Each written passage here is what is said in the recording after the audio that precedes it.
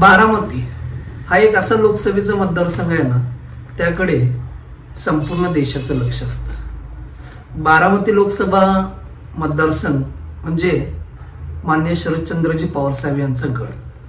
तर याच लोकसभेच्या आजपर्यंतच्या खासदारांचा आज आपण इतिहास पाहूया। नमस्कार, मी रमेश सुपनावर आणि आपण पाहत आहात SR brand news channel. Baramati Lok Sabha मतदारसंघाचं गठन 1957 साली झालं। बारामती लोकसभा मतदारसंघ हा पुणे जिल्ह्यामध्ये येतो। या मतदारसंघात विधानसभेचे 6 मतदारसंघ येतात।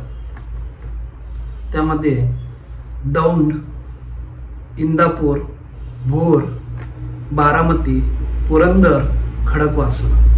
आता पाहूया 1957 पासून 2024 पर्यंतचा एकूण इतिहास। या बारामतीतून कोणकोणते खासदार संसदेत गेले ते सविस्तर पाहूया।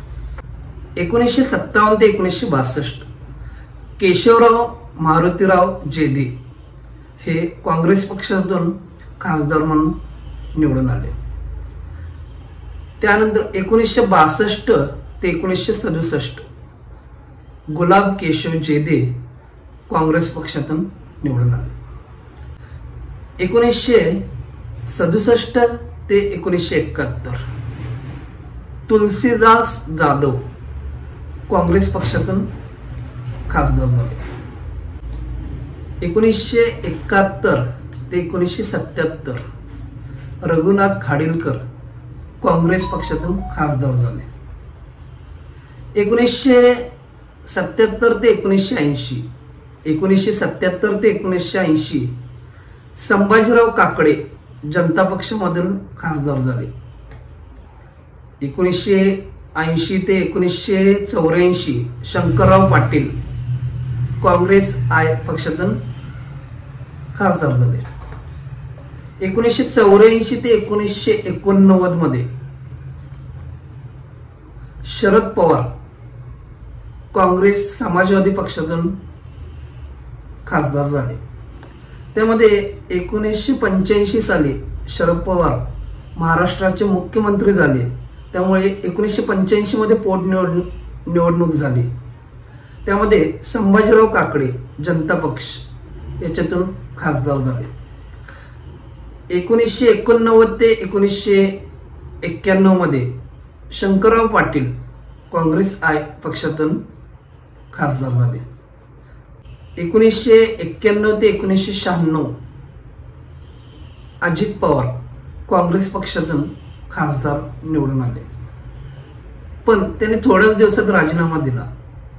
त्यामुळे 1991 मध्ये पोटनिवडणूक झाली। त्यामध्ये शरद पवार काँग्रेस पक्षातून खासदार झाले।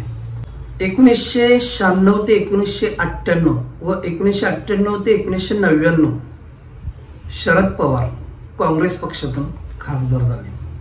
1999 ते 2004 2004 ते 2009 शरद पवार राष्ट्रवादी काँग्रेस पार्टी याच्यातून खासदार म्हणून बारामती मध्ये निवडून आले।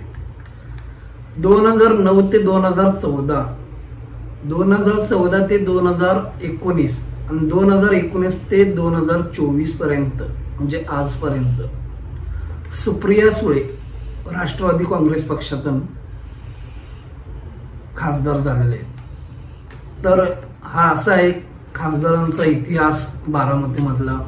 आणि आता सध्याला या 2024 खासदारकीमध्ये सुप्रिया सुळे राष्ट्रवादी काँग्रेस शरदचंद्र पवार या पक्षातर्फे आज निवडणूक लढवण्यासाठी तयार आहे।